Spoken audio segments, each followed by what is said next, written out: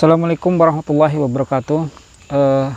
Kita akan menyelingi pembahasan kita masalah leluhur Nusantara dengan pembahasan yang lain yang juga merupakan sejarah yang saya sebut tersembunyi ya, karena tidak pernah diungkap oleh sejarawan sama sekali. Entah mereka tidak pernah terbesit masalah ini atau memang masalah ini sengaja disembunyikan.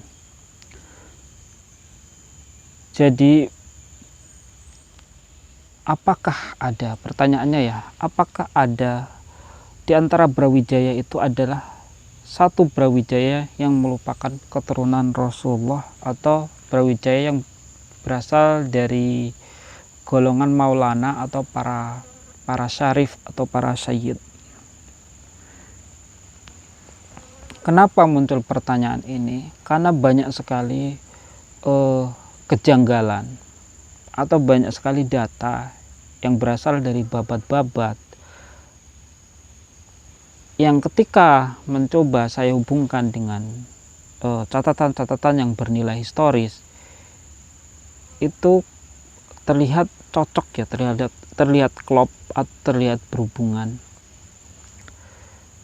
Dan catatan-catatan ini bukan hanya berasal dari catatan yang ada di Nusantara, tetapi bahkan sampai bukan hanya catatan yang berasal dari Indonesia ya, tapi juga sampai ke catatan yang ada di Filipina, di wilayah Malaysia atau kerajaan-kerajaan di Malaysia. Nah, sebelum kita melakukan pembahasan ke arah sana, ada satu hal yang perlu Anda ketahui atau kita ketahui, bahwa sesungguhnya Brawijaya yang ada di babat-babat yang diceritakan di babat atau sejarah tutur yang dituliskan di berbagai wilayah di Indonesia, baik yang ada di keraton atau kadipaten, itu bukan mengacu pada satu Brawijaya saja atau satu Raja Majapahit saja. Sekian ratus jumlah anaknya atau sekitar 117 jumlah anaknya yang biasanya didata ya, disebut anak Brawijaya, itu bukan hanya anak dari satu raja saja. Brawijaya yang disebut dalam catatan tersebut bukan mengacu pada satu nama atau satu tokoh Brawijaya saja, tetapi bila kita mengamati keturunannya, maka kita akan tahu bahwa itu bukan hanya berasal dari satu nama tokoh. Nah,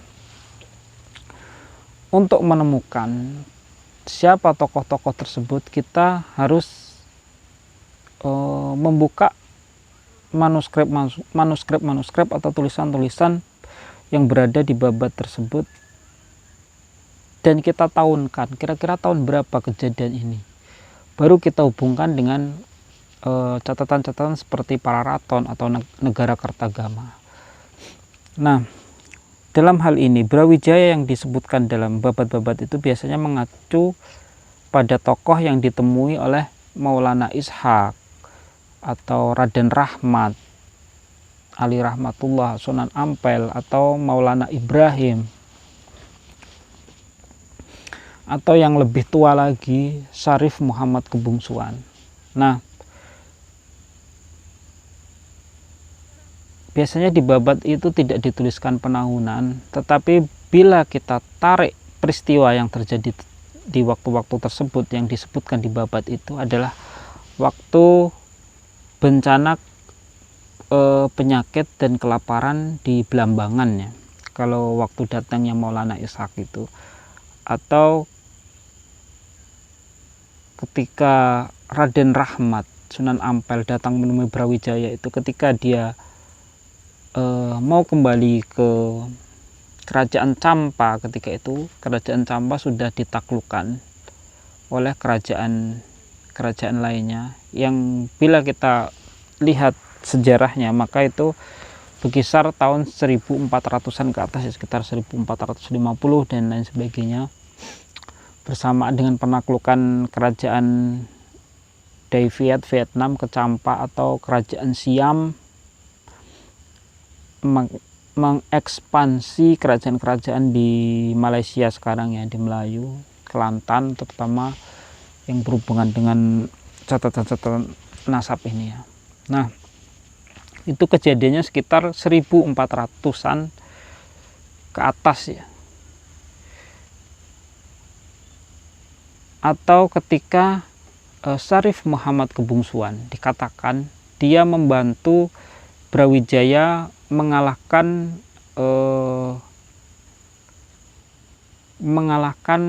kerajaan Belambangan dan juga kerajaan di Bali. Itu di catatan Bali itu peperangan itu terjadi sekitar tahun 1350-an ke atas. Dan ketika itu yang terlibat dalam peperangan itu Gajah Mada dibantu Arya Damar. Tetapi Arya Damar ini beda dengan Arya Damar yang nanti kita bahas ya, yang berhubungan dengan Raden Fatah, anak Brawijaya yang menjadi ayah angkat dari adik tirinya Raden Fatah. Nah, baiklah, kita akan mencoba menelisik siapa raja-raja Majapahit di waktu itu, sekitar tahun 1400-an. Nah, ini mengacu ke kedatangan Maulana Ishak ya, ketika terjadi wabah di Belambangan. Itu biasanya kalau di catatan-catatan sejarah itu bersamaan dengan kejadian setelah Perang Paregreg. Perang Paregreg itu perang antara Bre Wirabumi dengan Wikramawardhana. Jadi kerajaan Majapahit Wetan yang berpusat di Belambangan melawan kerajaan Majapahit Kulon yang saja. Jadi ada Majapahit yang sebelah timur yang di daerah Belambangan dan sebelah baratnya lagi yang di wilayah Trowulan dan sekitarnya. Nah, bila dihubungkan dengan kedatangan Maulana Ishak adalah waktu-waktu setelah itu ya. Tetapi yang unik adalah di situ dikatakan patih dari Raja Belambangan itu adalah Bajul Sengoro. Padahal Bajul Sengoro ini adalah kalau di catatan-catatan Cirebon atau Banten itu nama lain dari Syarif Muhammad Kebungsuan. Jadi Syarif Muhammad Kebungsuan ini mempunyai nama lain Joko Sengoro atau Raja Buaya Putih atau Handayaningrat. Handayaningrat ini leluhurnya kerajaan Pajang. Selain itu Wikramawardhana ini adalah keturunan Bre Pajang. Jadi penguasa Pajang ketika itu mempunyai anak Wikramawardhana. Tetapi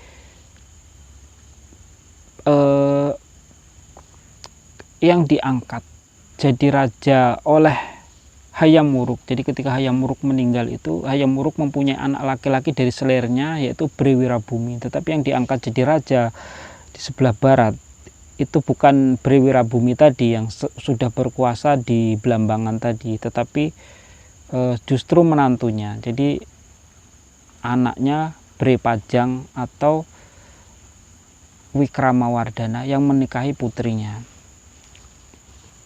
Dan itu memicu meletusnya, salah satu pemicu meletusnya Perang Paregreg. Untuk mengungkap misteri masalah siapakah Brawijaya tersebut, kita juga bisa menggali cerita Menak Jingga dan juga Empu Supo. Kenapa? Karena ini ceritanya ini memiliki kemiripan. Misal saya katakan Handayaningrat. Handayaningrat ini memiliki nama lain Raden Pandoyo. Nama lainnya lagi adalah Joko Umbaran, nama lainnya lagi Joko Lelono. Nah, Joko Umbaran itu adalah nama lainnya dari Menak Jinggo. Jadi Menak Jinggo itu kalau dalam cerita Jawa Timur itu juga mempunyai nama lain Joko Umbaran. Umbaran itu artinya dibiarkan ya, dibiarkan, diumbar. Kalau dalam cerita Jaka Sengara atau Handayani-ningrat yang di Carup Kanda Carang Satus itu yang ada di Cirebon itu dikatakan Jaka Sengara ini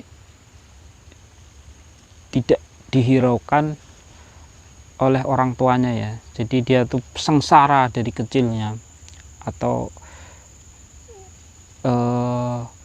disebut juga namanya Samsu Tamres, anaknya Syekh Jumadil Kubro, itu dibiarkan sengsara dari kecilnya. Nah, dalam nasab-nasabnya Jaka Tingkir, Handayani-ningrat itu dia selalu dikaitkan dengan Gajah Mada. Jadi disebut leluhurnya Jaka Tingkir itu Gajah Mada. Sedangkan Jaka Umbaran dalam cerita-cerita Jawa Timuran itu disebut anaknya Gajah Mada. Anaknya Gajah Mada dan dia disebut Menak Jinggan. Ada juga yang nyebut dia sendirilah. Kalau dikaitkan dengan sejarah disebut bahwa Menak Jinggan ini ya Jaka Umbaran ini sendiri ya Gajah Mada itu sendiri, jadi Raden Gajah. Kalau di catatan para rato negara Kertagama itu ada tokoh namanya Raden Gajah. Raden Gajah ini adalah patihnya Bre Wirabumi ya, Bre Wirabumi Raja Blambangan. Nah, dalam cerita Menak Jingga ada tokoh yang disebut dengan Kebu Mercuet yang karena berperang dengan kerajaan Majapahit di barat, bila dihubungkan ke catatan sejarah itu Kebu Mercuet ini berarti adalah Bre Wirabumi, karena Kebu ini gelar bangsawan ketika itu ya. Kebu Mercuet ini Bre Wirabumi, dia berperang dengan Majapahit, dan ketika itu Ratu Majapahit Dewi Kencana Wungu yang bila dikaitkan ke sejarah itu adalah Ratu Suhita, anaknya Wikramawardhana. Sebenarnya itu yang berperang Wikramawardhana ya, dengan Bre Wirabumi atau Kebu Mercuet kalau dalam cerita Menak Jingga. Ketika itu diadakanlah sayembara, siapa yang bisa mengalahkan Kebu Mercuet, maka dia akan diberi wilayah Blambangan tadi dan juga dinikahkan dengan putrinya. Dan ketika itu yang muncul adalah Menak Jinggo. Nah, Menak Jinggo ini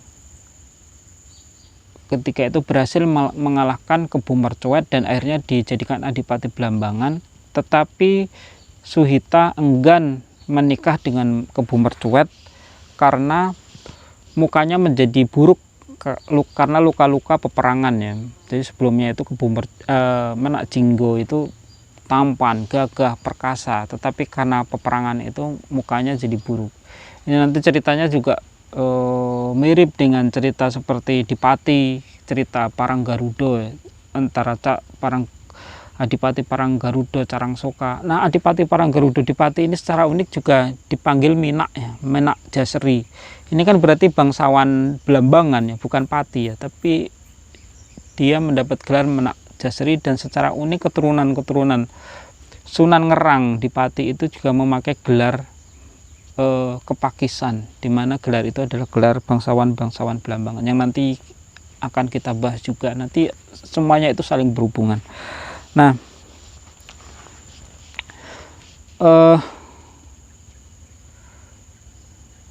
akhirnya setelah Kebu Mercuet dikalahkan, Menak Jingga menjadi adipati Blambangan. Ternyata si Dewi Suhita ini menolak menikah dengan Menak Jingga. Ceritanya seperti itu kalau dalam Babat ya, bukan dalam sejarah ya, dalam Babat. Nah, akhirnya Menak Jingga ini memerangi Majapahit dan Kencana Wungu mengadakan sayembara ulang di mana akhirnya muncul tokoh yang disebut dengan Damar Wulan. Yang tokoh inilah yang mengalahkan Menak Jinggo, tetapi dengan cara mencuri senjatanya dulu. Jadi setelah berhasil mencuri, karena Menak Jinggo ini dalam ceritanya tidak bisa dikalahkan kecuali dengan senjatanya sendiri.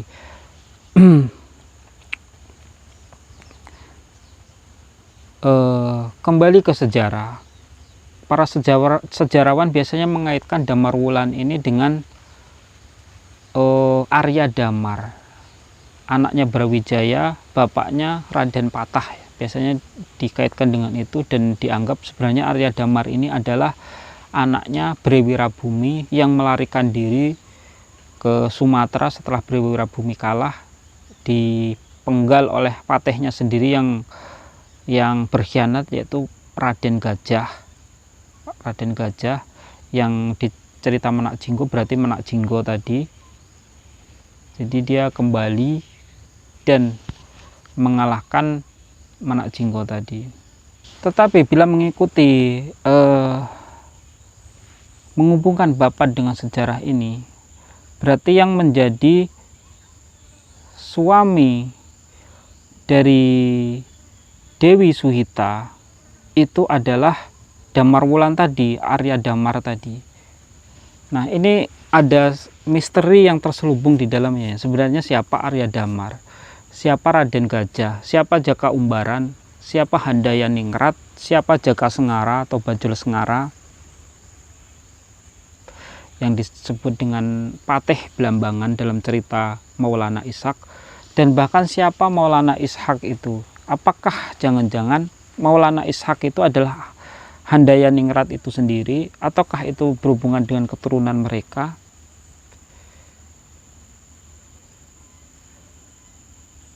Ini akan membawa kita pada identitas salah satu Brawijaya yang kemungkinan adalah keturunan Rasulullah Shallallahu Alaihi Wasallam. Nah, kembali ke catatan sejarah seperti para raton negara Kartagama, dikatakan Dewi Suhita itu memiliki suami yang disebut dengan Parameswara Dyah Ratna Pangkaja. Parameswara Dyah Ratna Pangkaja ini dikatakan anak dari Bre Pandansalas. Bre Pandansalas itu siapa? Bre Pandansalas itu adalah anak, bukan anak ya, adalah orang yang dimakamkan di Jinggan. Jadi dia ini seharusnya adalah penguasa Jinggan. Kalau dalam istilah Blambangan itu Menak Jinggan. Jadi Menak Jinggan itu adalah ayah dari suami Dewi Suhita sendiri, atau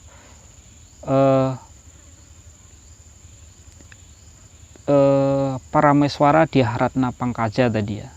Tetapi uniknya dalam catatan sejarah tersebut dikatakan Dewi Suhita dan suaminya ini membalas dendam kepada Menak Jinggo tadi, atau Raden Gajah tadi, patihnya Bre Wirabumi. Karena Dewi Suhita itu meskipun putranya Wikramawardhana, putrinya Wikramawardhana ya, atau Raja Majapahit Kulon yang berperang melawan Bre Wirabumi tadi, tetapi ibunya adalah putri dari Bre Wirabumi. Jadi dia cucunya Bre Wirabumi. Sehingga dikatakan dia sakit hati kepada Raden Gajah, atau bila dihubungkan ke Babat itu berarti Menak Jinggan tadi ya, atau Gajah Mada, patihnya Raja Blambangan Bre Wirabumi yang berkhianat dan membunuh Bre Wirabumi sendiri. Jadi dia genti membunuh Bre Wirabumi. Tetapi bila melihat suaminya adalah anak kandung dari Menak Jinggan sendiri, maka ini menjadi unik, menjadi aneh. Anehnya kenapa? Mustahil mereka akan membunuh ayahnya sendiri, kecuali ayah itu bukan ayah kandung ya, tapi ayah mertua. Nah, sekarang kita mencoba menggali siapa sebenarnya Parameswara Dyah Ratna Pangkaja ini. Dihubungkan dengan cerita Empu Supo. Jadi Empu Supo ini dalam ceritanya dia diutus, ini memiliki cerita yang mirip Damarwulan ya. Jadi dia diutus ke Blambangan untuk mencuri senjata Raja Blambangan ketika itu yang dicuri dari Majapahit. Ini bisa berarti lambang ya, lambang bahwa Blambangan memberontak dan berusaha mengambil alih Majapahit, seperti itu ya. dan Empu Supo berhasil mencuri senjata tersebut, dan bahkan dia menggunakan cara yang bisa disebut licik ya. Dia dikatakan berhasil menikahi putri Raja Blambangan. Jadi dia menikahi putri Raja Blambangan, lalu dia tinggalkan dan ke Majapahit dan mengatakan sudah berhasil mengambil senjata tersebut, dan akhirnya di Raja Majapahit sangat suka, dan Empu Supo ini dinikahkan dengan putri Majapahit dan diangkat menjadi raja muda ceritanya. Empu Supo ini menurut catatan Sunan Tembayat 1443 Saka itu sebenarnya adalah Maulana Ishak. Maulana Ishak yang dimaksud dalam serat-serat di Jawa Timur itu, kalau menurut serat Walisana itu Syekh Yakub Israel. Syekh Yakub Israel ini siapa? Syekh Yakub Israel ini kalau menurut catatan Kelantan itu adalah anak dari Ali Nurul Alam bin Syekh Jumadil Kubro, atau gelarnya di Kelantan itu Patih Arya Gajah Mada. Jadi ini saling berkaitan semuanya. Nah, sekarang kita kembali membahas masalah Parameswara Dyah-Retna Pangkaja atau suami dari Dewi Suhita tadi ya. Gelar Parameswaranya ini dari mana? Nah, menurut sejarawan, ini berdasarkan dengan catatan-catatan atau raji silsilah yang ada di Sumatera maupun di Malaysia, kerajaan-kerajaan Malaysia, itu ada tokoh yang disebut dengan Parameswara. Parameswara ini adalah tokoh pelarian dari Jawa Timur, dan bila dihubungkan dengan sejarah itu ada tokoh yang disebut Parameswara itu adalah anaknya Brewirabumi. Jadi ketika Brewirabumi atau Majapahit Timur itu dikalahkan, ada salah satu anaknya yang lolos yang namanya Parameswara. Parameswara ini melarikan diri ke Sumatera ketika itu, ke daerah Sumatera Selatan, dan lalu dia membina kerajaan di Sriwijaya, lalu pindah lagi ke Singapura, lalu pindah lagi ke Malaka. Di situ dia membina hubungan dengan kerajaan di Pasai karena tidak ingin terlibat pertempuran dengan pernikahan. Ada satu tokoh keturunan raja di Pasai yang disebut dengan Raja Bungsu. Kalau catatan lain ada tokoh lain lagi yang namanya Maulana Ishak. Nah, Raja Bungsu ini dalam Hikayat Banjar itu dikatakan anak Pangeran Pasai atau Raja Muda Kerajaan Pasai. Sedangkan dalam catatan di Sumatera Selatan itu dikatakan Aryo Damar itu adalah keturunan Raja Bungsu. Jadi di Filipina itu ada ya wilayah yang disebut Raja Buaya di Filipina Selatan, yang di situ merupakan bekas kerajaan dari Syarif Muhammad Kebungsuan. Nah, sedangkan dalam Selimur Nur Cahyi itu juga dalam cerita Sumatera Selatan itu ada tokoh juga yang disebut dengan Puyang Atung Bungsu, Syekh Samsu Tamris, yang juga disebut dengan Ali Nuruddin Khan. Ali Nuruddin Khan itu siapa? Ali Nuruddin Khan itu kalau dalam catatan Kelantan itu identik dengan Ali Nurul Alam atau Patih Arya Gajah Mada, dan dia menurunkan salah satu anaknya adalah Abdullah Umdatuddin yang menurut catatan Kelantan itu memiliki nama lain Syekh Yakub Israel, yang dalam serat Walisono itu adalah identik dengan Maulana Ishak.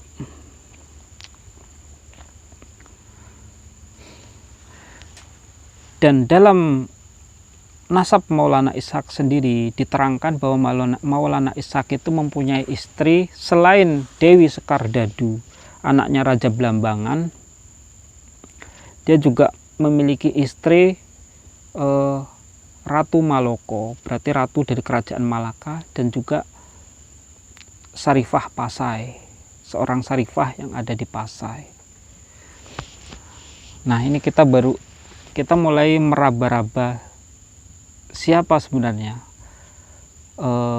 suami Dewi Suhita yang ada di catatan Pararaton dan Negara Kertagama, yang dia juga menyandang gelar Parameswara, seakan dia adalah menantu dari Parameswara yang keturunan Bre Wirabumi, penguasa Blambangan tadi, yang berhasil melarikan diri dan mendirikan kerajaan di Malaka dan Palembang dan membina hubungan dengan Pasai tadi ya, sehingga dia juga mengikuti gelar ayah mertuanya memakai gelar Parameswara.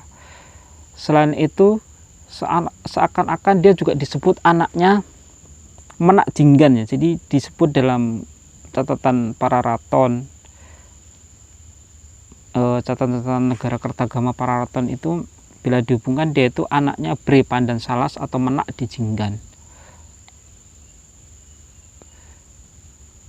Dan bila dihubungkan dengan kisah Empu Supo, seakan-akan dia ini adalah Empu Supo tersebut atau Maulana Ishaq kalau menurut Sunan Tembayat, yang dia berhasil mengambil senjata dari Blambangan, bahkan menikahi putrinya Raja Blambangan, yang otomatis setelah perang Paregreg itu, kalau Maulana Ishaq itu datangnya kalau masa perang Paregreg, menurut wabah penyakit yang ada di catatan-catatan sejarah itu setelah perang Paregreg ya. Jadi yang berkuasa setelah perang Paregreg itu kan Menak Jingga dulu ya, Raden Gajah dulu.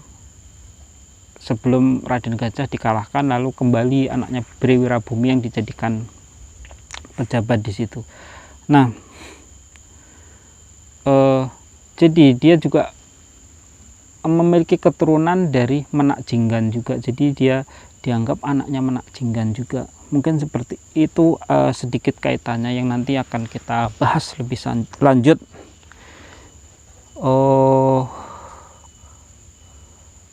Kembali ke Dewi Suhita ya. Jadi Dewi Suhita ini setelah Wikramawardhana meninggal, Dewi Suhita itu diangkat jadi ratu atau Raja Majapahit, dan dia bertahta bersama dengan suaminya atau Parameswara Dyah Retno Pangkaja, yang akan kita gali lebih lanjut nanti ya, termasuk siapa sebenarnya Damar Wulan, siapa sebenarnya Handaya Ningrat, siapa sebenarnya